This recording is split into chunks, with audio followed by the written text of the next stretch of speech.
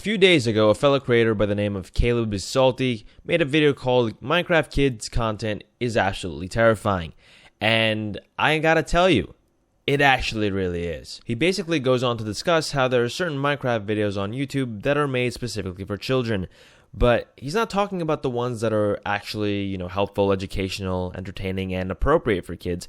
He's talking about the ones that are completely inappropriate and are straight up in violation of YouTube's terms of service. Now, I'm going to link this video in the description below because I think it is a very important video for people to watch, especially if you have kids that watch the YouTube Kids app. He goes down this rabbit hole showcasing a bunch of just straight up disgusting content, okay? I mean, it's basically like Elsagate.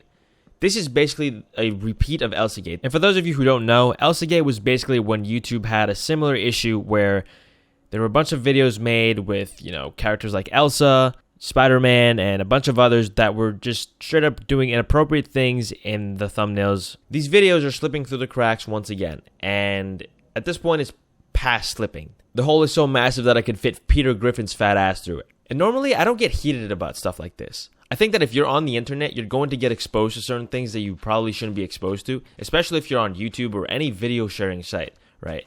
But there's a difference between watching something that is a little bit, let's say, inappropriate on YouTube, and it's different for a kid to find that stuff on YouTube Kids, okay? YouTube Kids is a completely separate app. It's meant to basically shield children from weird and crazy content that is not meant for them. In fact, here I am on the YouTube Kids app. And it asks you, are you a kid or you're a parent? If I click, I'm a kid, it says, ask your parents to set up YouTube Kids. You can't even access this without your parents knowing, okay? So you have to go, I'm a parent, then do all this stuff, right? Next, you have to tell your age, which this could be lied about. So let's lie about this and say 1980. I'm curious to see how far I can get through this. I'm going to show the text so I can get to the next point. I'm going to skip the sign in, okay? Skip the sign in. I'm going to say I agree. And then, so for kids 4 and under, ages 5 to 8, and ages 9 to 12. So I'm going to click 9 to 12, right? Because as a kid, I'm going to try and bypass all this stuff. Yeah, so let's select this. We want to turn search on. I'm going to try and get through the most amount of things here without signing in. And there we go. We're on the YouTube Kids app. And you can see, normal content for kids. There's SpongeBob, there's Gravity Falls, and then there's music, there's an Explorer page, gaming. I'm sure you'll find a bunch of Roblox and Minecraft and stuff like that. And this is where we're starting to get into the Minecraft stuff, right? So as you can see, this is clearly just a thing targeted towards it makes me like do math to even access certain features. I'm assuming they don't think the kids are going to be able to do basic multiplication. So there you go. And it gives you all these settings, whatever. Can you turn on search or off? Parent verification, history, all kinds of parental controls, right? Which is why I think it would be a little crazy doing all of this and still getting recommended, say, a Meat Canyon video. Now, Meat Canyon is a huge and great creator who posts, for lack of a better term, interesting and, I guess, cool/scary animated content. Let me show you an example of what Meat Canyon posts. Try to repeat after me. 1, 2, 3. Now, for the appropriate audience, this is great content. But if this somehow made it to the YouTube Kids app, I would be a little terrified. I don't know about you, but I wouldn't be showing my potential kid her favorite cartoon character being possibly slaughtered. And as a matter of fact, when it comes to Meat Canyon, that's probably one of the more tame things that would happen. That stuff would scar a kid if they saw it, okay? And the same goes with this weird and highly sexualized or gory content that these predatory kids channels are doing. And now, neither Caleb or I are saying that all of these channels are bad. Obviously, some of these channels are just normal kids channels that provide the good educational and appropriate content. But there's copycats of the good channels that are, it's like they have their evil nemesis, okay? Afmao, the biggest creator by far in this space, has a copycat that posts thumbnails like this.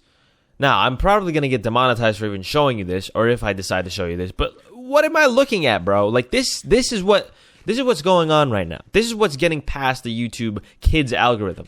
This to me is unacceptable. I've had videos on a different channel get demonetized for shit that is way less racy than this stuff, and that is, I don't know. I really don't know what to say. Like, look at this thing.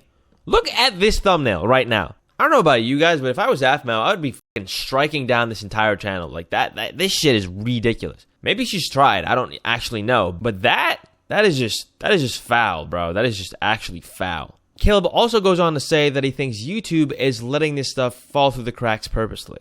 That because of the amount of money that YouTube is making, they're kind of just shoving it under the rug until they have to really deal with it. The same way they did with Elsagate. And the reason for this is because any other creator that's made a video on this has basically either gotten demonetized, gotten basically that video shadow banned, and swept under the rug. No impressions, no recommendations, no nothing. But it looks like they can't avoid it for any longer, because YouTube actually responded to this video. There's a comment right here. And the comment from YouTube creators reads, "Really appreciate you flagging this. Our teams are taking a closer look now, and we'll take it from here. We take reports like this very seriously, so thank you again for taking the time to help keep our community safe." And now forgive me for being pessimistic, but I don't really think that they're going to do anything until they really have to do something. Like, until this goes to traditional media, I don't think that this is actually going to make any change come about. But I might be wrong, and hopefully I am wrong. And hopefully the kids creators that are doing good work and are not posting this won't get dragged into this cesspool of shit because they didn't do anything wrong. But as anyone here who knows YouTube history understands, whenever shit like this happens, it's never good for us creators. It is never good. In fact, I have friends who run normal kids channels that are afraid that their content is going to get heavily demonetized, not recommended, and they're scared. They're scared that they might not be able to do this anymore because they won't be able to pay the bills because lower RPMs and less advertisers for their videos.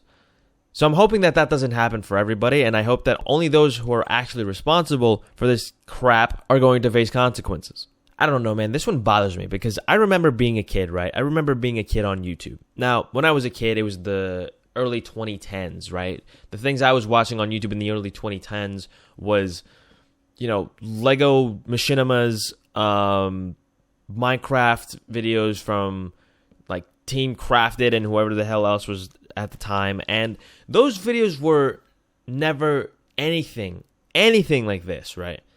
Even though that some of them were a little weird once in a while, they weren't necessarily appropriate because the creators back then weren't afraid of swearing and whatnot. It wasn't this, right? It was basically 20-year-olds having fun and being a bit racy. It wasn't, let me straight up exploit a child's brain by showing sexual content and gore. None of them did that, okay? Nothing that we were exposed to as kids was that on YouTube. Now, then again, you could go look up the 2 Girls 1 Cup video somewhere on the internet, but it wasn't being straight up recommended by the YouTube algorithm. You know what I mean? It was either in the very depths of YouTube, or probably not even on YouTube, the very depths of some crazy-ass website that nobody knows about. Not the YouTube Kids app. In fact, the YouTube Kids app didn't even exist back then. I don't even remember when it actually came out. But yeah, we weren't exposed to that stuff. I watched some things that I shouldn't have on the internet when I was, 10 to 13, right? I definitely watched some things that I wasn't supposed to be watching. I definitely got exposed to certain things that were either sexual or gory when I was that young, but that was because I was a curious kid and I was searching and I was doing things, not because my mom put my, YouTube Kids app tablet in front of me and said, "Here, watch the latest Coco Melon video," and then I somehow got recommended the next video being Aphmau's School. So to conclude, YouTube, I hope you deliver on your promise, and I hope you don't screw everybody else over while you try to deliver on this promise. And then to parents, if you're a parent in this generation, okay, make sure you're aware of what your kid is watching and consuming, because I swear I've seen too many iPad kids. I've seen too many iPad kids who are literally not going to be able to function properly as adults because you're giving them all this fucking garbage to watch. Pay attention to your kids, people. Anyway, I don't really have much else to say on this. Watch Caleb Salty's video and you'll understand a lot better. He did a great fucking job and he's goated for making that video. So as always, thank you all so much for watching. Good night and good luck, everybody.